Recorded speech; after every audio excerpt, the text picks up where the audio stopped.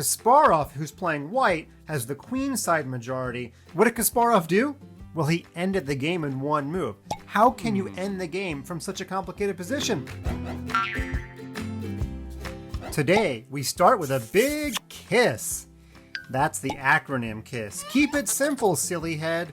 You're going to get to win every game today, but only if you simplify. We've seen some examples of this in earlier levels, but today we take it to the next notch. Let's start out with a simple KISS principle. Here, white's up a knight. If we get those queens off the board, it's going to be an easy win. Today, there's no points for winning quickly. There's only points for winning simply. Now, you know what to do here. Let's give a check. Black's king only has one move, then we force a trade of queens, and of course, even you could beat Fun Master Mike in this position. Yes, you too. All right, on to our next one. Here, we're going to look at it's okay to simplify and give away some of your material as long as the material you have remaining is still enough to win. So, count up the points really quickly. You'll see white's got 2 extra pawns. Is it okay to give away one of those pawns to get to a simpler winning position? Yes, it sure is. I don't want to play a move like rook to e7 and fork black's pawns. I'm sure you're going to win if you play perfectly, but you know what? Why would you go through the process of having to play some defense here? Now black is going to take your pawn. He's going to have a passed pawn. Things got a little more complicated than we want. We do not want excitement when we're ahead. Instead, how do we trade? Well, that's easy. Rook e5, we are completely okay with giving away one of our extra pawns because when we get the opposition, this is pretty easy to win. We make a passed pawn on the king's side. We've got 2 against 1. And when black's king runs after that pawn, we can rush to the queen's side, pick off the b pawn. Yeah, it's going to take 20 more moves, but again, it is the safe way to win, and that's what we're all about. Let's make it a little bit more complicated. This is a real chess game played by Grandmaster Nigel Short. He's not short, that's just his last name. And here he's got a big decision to make. How do we break down the black defense? Well, you might have thought, hey, Fun Master Mike, you just told me I could give away some of my material to get to a winning king and pawn endgame. So the question is, can you give away the exchange here in order to win? Not so sure. If the king takes back and you play a move like pawn to g5, well, now black gets the opposition, and surprisingly, look at this. You actually can't win this position. So be very, very careful, chess kids. When you are giving away that extra material, you have to make sure you end up in a winning position. Notice how important it is to really know those king and pawn endgames. Now you might think, that's okay, Fun Master Mike. I've already seen ahead of you. After takes and takes, I am not going to play g5. I'm going to move my king over. But you know what? I'll actually give away my pawn on purpose. And you might remember this position way, way back earlier when we talked about opposition. Black has the opposition. Our pawn is not on the 5th rank. This is not the perfect position, and surprisingly, it's a draw. You may have to go back and review some of those videos. Grandmaster Nigel Short found the winning technique. Have you found it already? Well, it's actually pawn to g5 check first. Now, if he takes this pawn, of course we pick off the bishop. That's a pretty easy one to win. So black played the move king to f7. Now rook takes bishop wins, because after takes and then king over to e5, we have the opposition. We're going to come in, we're going to outflank black. This should be review for most of you. And eventually we're going to get to a position like this. And after takes and king over, although black has the opposition, remember this is the perfect position and we are winning. Just to prove it to you, I'm playing it all the way out and the little old lady gets across the street. It's a girl, and we win the game. So careful when you're simplifying. You want to make sure that you've got that winning king and pawn endgame. Now let's see how Grandmaster Garry Kasparov does it. Kasparov actually once beat Nigel Short in the World Championship. We have a pretty messy rook and pawn endgame. Both sides have 6 pawns, but Kasparov, who's playing white, has the queen side majority and black has the king side majority. What did Kasparov do? Well, he ended the game in one move. How can you end the game from such a complicated position? Well, he offered a rook trade. In fact, he didn't offer, he demanded. Black must trade rooks here in some way. Now you might be thinking, wait a minute. After rook takes and king takes, can't the black king rush over and stop a passed pawn in case white plays g5? Well, he could, but watch what would happen. Push, take, take. Now if black takes, white's pawn is Ali oxen free.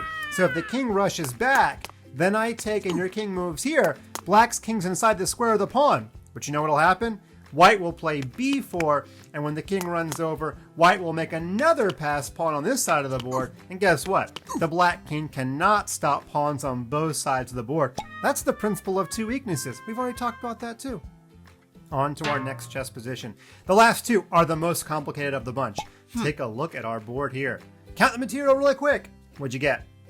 Yeah, white's up a pawn. Did I count faster than you? That's all right. White's up a pawn, and here he pushes his f pawn. Must have had my permission. f4, though, pins the pawn. Turns out this pawn is being attacked 4 times. Oh no. It's pretty hard to save the pawn. If you go down 2 pawns, you're in big trouble. So black's only move was queen c6. That gives check, and it gets the pawn out of the pin.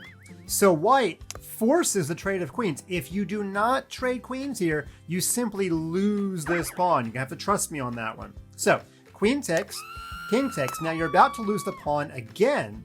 Notice here, if you take, I can actually play rook to e7. Yeah, it does get a little bit complicated, but I'm forking your bishop, and I'm double attacking this pawn on g7. Notice the diagonal will be opened up, okay? Little complicated, I admit, but trust me when I say that black better not play pawn takes pawn. So black played rook to d8, a counterattack, but watch all of the trades that white does here.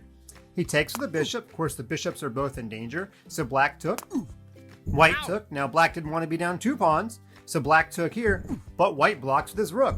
Both rooks are about to trade. Of course, black can't avoid at least one of the trades, so he chose to take this way.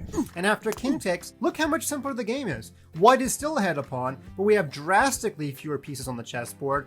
Black can't trade the rooks. That would just be an extra pawn for white. And when black's rook runs back to stop the back rank mate, the white king is even closer to getting in the action. The white rook is also more active, and of course, white has the extra kingside pawn. As you might guess, white went on to win this game. And our final chess position, chess kids. This one again starts out really complicated, but watch the simplifying technique of white. First things first, let's trade off a set of minor pieces. Was white's knight better than the bishop? Yeah, but we're not really concerned with those sorts of things if we can navigate to a really simply winning endgame. Rook takes. Now this pawn is in big trouble. It's being attacked twice. It's being guarded twice, but this knight is pinned. Now it looks like we should take with the knight because we're not endangering our queen. But you know what? Black could play rook c8, and suddenly we have ourselves quite a complicated position. We do not want complications. We want simple. So surprisingly, the simple way is to take with the queen. Now he can't take with the knight. That would just be silly. It's back rank mate in 1. That's not complicated. If you're this far into the king levels, you could have figured that out in 2 seconds. So black decided not to trade queens. He doesn't want to get closer to an endgame when he's losing. Again, it looks like white should move the queen, but not so fast. This knight's in a horrible pin. So let's put PP on the PP. Again, he better not take. Rook takes rook, leads to back rank mate. So black decided to attack the queen. Watch what white does. White gives away the queen by playing knight takes. Now if black takes our queen, it's pretty simple to recover our queen. We just play the move knight to f7 check, and after king over, we have 2 ways to get our queen back. We have knight takes queen, and we have rook takes rook. What would I do? I'd play rook takes rook, because we get another set of rooks off the board. All of this would happen. We would rush back to save our pawn, and guess what? We have an extra 2 pawns in the ending. So let's go all the way back and see what black did instead.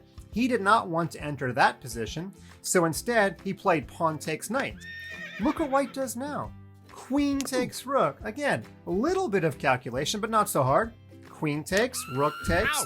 You can move your queen anywhere you want. It doesn't matter where you put her. I'm going to play rook to e8 and get my queen back. So black chose queen g8, rook e8, as we said.